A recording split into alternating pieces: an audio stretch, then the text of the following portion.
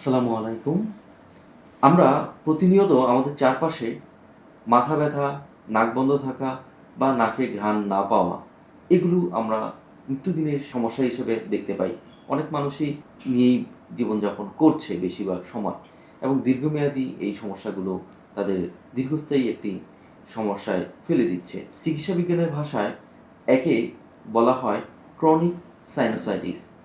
আমাদের নাকের চারপাশের এই ক্রনিক সাইনোসাইটিস, এই সমস্যাটা নিয়ে আজকে আমাদের সাথে কথা বলবেন বাংলাদেশের অন্যতম নাক কান গলা রোগ বিশেষজ্ঞ এবং রাইনোপ্লাস্টি সার্জন অধ্যাপক doctor Mushfiqur Rahman sir.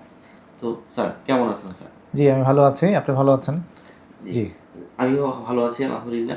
Sir, আছেন হচ্ছে, আমরা আজকে স্যারের সাথে উপস্থিত হয়েছি অ্যাপোলো ক্লিনিক বাংলাদেশ, যেটি জেএমআই স্পেশালাইজড হসপিটাল, এবং এটি ধানমন্ডিতে অবস্থিত। সো আজকে আমরা স্যারের কাছ থেকে সাইনোসাইটিসের এই রোগটি সম্পর্কে জানতে চাইব। স্যারের কাছে আমার আজকে প্রথম কোশ্চেন যে স্যার, সাইনোসাইটিসটি কী এবং কি কি লক্ষণ প্রকাশ পায় এই রোগের মাধ্যমে? জি, প্রথমেই আমি বলবো যে আসলে সাইনোসাইটিস বা সাইনাস আসলে কি।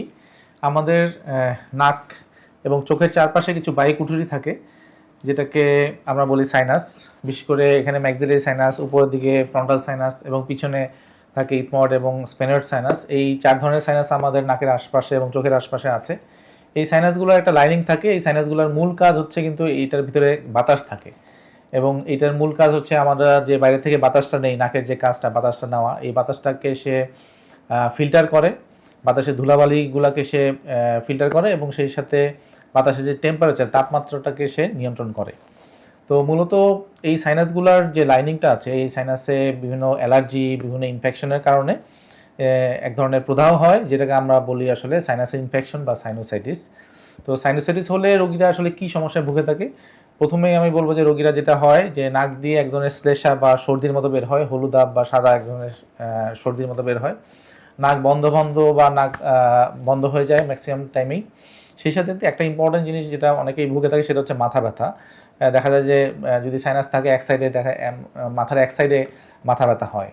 হ্যাঁ, অনেক সময় 2 সাইডেও হয়, বা মাথার পিছন দিকে মাথা ব্যথা শুরু হয়ে যায়। সেই সাথে ম্যাক্সিমাম রোগীরা কমপ্লেন করে কিন্তু সে গন্ধ পায় না। গন্ধ পায় না, অনেক সময় নাক ডাকে, ঘুমের মধ্যে নাক বন্ধ হয়ে যায়, যেটাকে আমরা স্নোরিং বা নাক ডাকার সমস্যা বলি।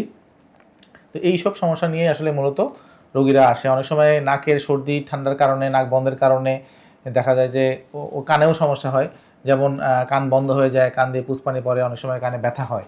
তো এইসব মূলত কমপ্লেন নিয়েই পেশেন্টরা আমাদের কাছে আসে। তো এই কন্ডিশনটাকে আমরা বলি আসলে সাইনোসাইটিস।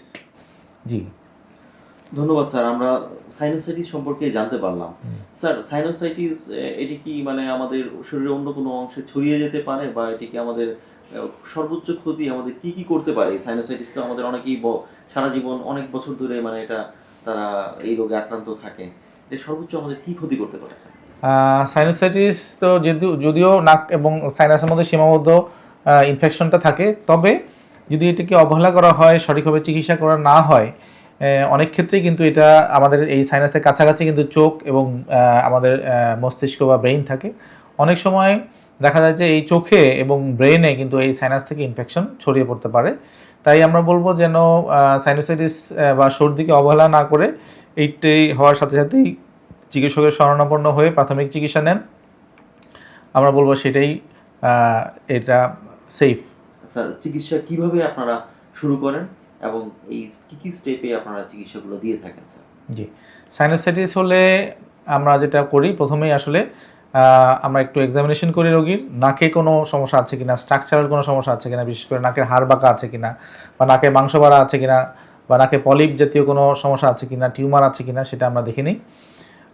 সেক্ষেত্রে আমরা এক্সামিনেশনের পাশাপাশি কিছু পরীক্ষা নিরীক্ষা করে থাকি, যেমন এক্স-রে বা সিটি স্ক্যানের মতো পরীক্ষা কিছু করা যায়।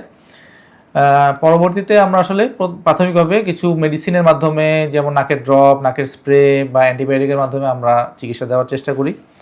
যদি কনজারভেটিভ চিকিৎসায় ভালো না হয়, তাহলে বারে বারে যদি সে নাক বন্ধ সর্দি সমস্যায় ভুগে থাকে, এবং নাকে যদি টিউমার থাকে, অথবা নাকে যদি পলিপ তৈরি হয়ে যায় দীর্ঘদিন সাইনাসের কারণে, সেক্ষেত্রে কিন্তু আমরা সার্জারির সিদ্ধান্ত নেই।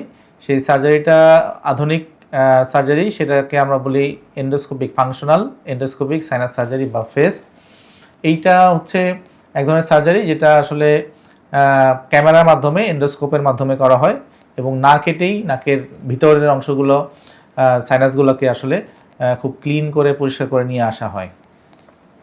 ধন্যবাদ স্যার। এই পদ্ধতি আপনারা হয়তো উন্নত বিশ্ব থেকে আমাদের দেশে চলে আসছে এবং আপনারা সেই পদ্ধতির মাধ্যমে চিকিৎসা করছেন।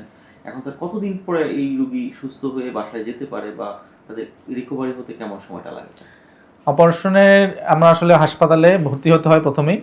তো অপারেশনের দিনটা, যেদিন অপারেশন করবো সেই রাতটা আসলে থাকতে হয়, পরের দিনই আমরা সাধারণত ছেড়ে দিই বা একদিন বা 2 দিন পরে রোগীরা হাসপাতাল থেকে বাড়িতে ফিরতে পারে। অপারেশনের সময় 1 থেকে 1.5 ঘন্টা সময়ের মতো লাগতে পারে। তো কাজে ফিরতে পারবে আসলে 3-4 দিন আমরা একটু রেস্টে থাকতে বলি। এরপরে অফিস ওয়ার্ক বা হালকা কাজগুলো তারা আসলে করতে পারে। স্যার, এই বর্তমানে আধুনিক যে অপারেশনটি আপনি করেন সেটি কি সম্পূর্ণ অজ্ঞান করতে হয় বা কি মানে কোন প্রসেসের মাধ্যমে এই অপারেশনটি আপনারা সম্পন্ন করেন? টেকনোলজি এবং রোগীরা কি সুবিধা পায় এই আধুনিক অপারেশনের মাধ্যমে? যে এইটা ফাংশনাল এন্ডোস্কোপিক সাইনাস সার্জারি, সাইনাসের অপারেশন সম্পূর্ণ কাটাছিড়া ছাড়াই আসলে আমরা আধুনিক ক্যামেরা এন্ডোস্কোপের মাধ্যমে করে থাকি। সেই সাথে আমরা কিন্তু আমাদের এই হাসপাতালে মাইক্রোডিব্রাডার এবং কবলেশন প্রযুক্তিও ব্যবহার করে থাকি সাইনাস সার্জারির ক্ষেত্রে। এবং এটি কোনো কাটাছেঁড়া নাই এবং এতে রক্তপাত খুব সামান্যই হয় এবং এটার যেটা সবচেয়ে বড় সুবিধা, রোগী খুব দ্রুতই সুস্থ হয়ে বাসায় ফিরতে পারে এবং বেশিরভাগ ক্ষেত্রে রোগীর খুব সামান্যই কমপ্লিকেশন বা সামান্যই অসুবিধা হয়। স্যার, সাইনোসাইটিসকে প্রতিরোধ করার জন্য আমাদের জীবনযাত্রার বা পরিবর্তনের কি কোনো ভূমিকা পালন করে এখানে? জি, কিছু নিয়মকানুন মেনে চললে কিন্তু আমরা সাইনোসাইটিস থেকে বেঁচে থাকতে পারি। এর মধ্যে সাইনোসাইটিসের কারণগুলো যদি আমরা বিশ্লেষণ করি তাহলে আমরা দেখব যে অ্যালার্জি এবং ইনফেকশন এটা একটা মূল কারণ। আমরা জানি যে আমাদের দেশে আর্দ্রতা খুব বেশি এবং ধুলাবালিও খুব বেশি। আমরা এই ধুলাবালি থেকে বেঁচে থাকতে হলে আমরা মাস্ক ব্যবহার করতে পারি।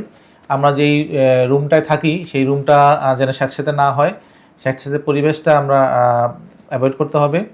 সেই সাথে অ্যালার্জি, কোনো খাবারে যদি অ্যালার্জি হয় সেই খাবারগুলো আমরা পরিহার করতে পারি।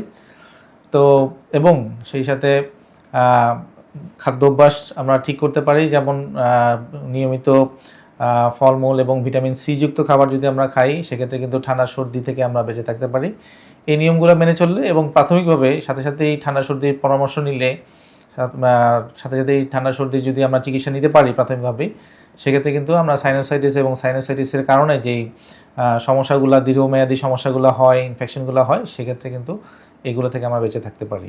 ধন্যবাদ স্যার, আপনি সাইনোসাইটিস নিয়ে আমাদের দর্শকদেরকে আজকে সচেতন করার জন্য আজকে আপনাকে অসংখ্য ধন্যবাদ।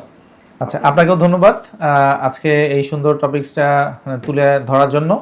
সেই সাথে দর্শকদেরও বলবো যে আপনারা প্রাথমিক পর্যায়েই সাইনোসাইটিস চিকিৎসা নেন, যেন দীর্ঘমেয়াদী সর্দি এবং দীর্ঘমেয়াদী মাথা ব্যথাকে অবহেলা না করে প্রাথমিকভাবেই আপনারা চিকিৎসা নিয়ে, বিশেষজ্ঞ চিকিৎসা নিয়ে ভালো থাকবেন। জি, ধন্যবাদ। ধন্যবাদ স্যারকে, আজকে আরো গুরুত্বপূর্ণ কিছু পরামর্শ দিয়েছেন স্যার। আর আপনারা অবশ্যই একজন এই ধরনের কোনো সমস্যা থাকলে ইএনটি বিশেষজ্ঞের পরামর্শ নেবেন। আর আপনারা চাইলে অধ্যাপক ডাক্তার মুশফিকুর রহমান স্যারের পরামর্শ নিতে পারেন।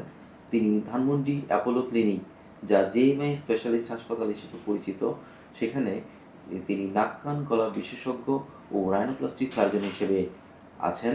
প্রতিদিন সন্ধ্যা 6টা থেকে রাত 9টা পর্যন্ত স্যার রুগী দেখে থাকেন।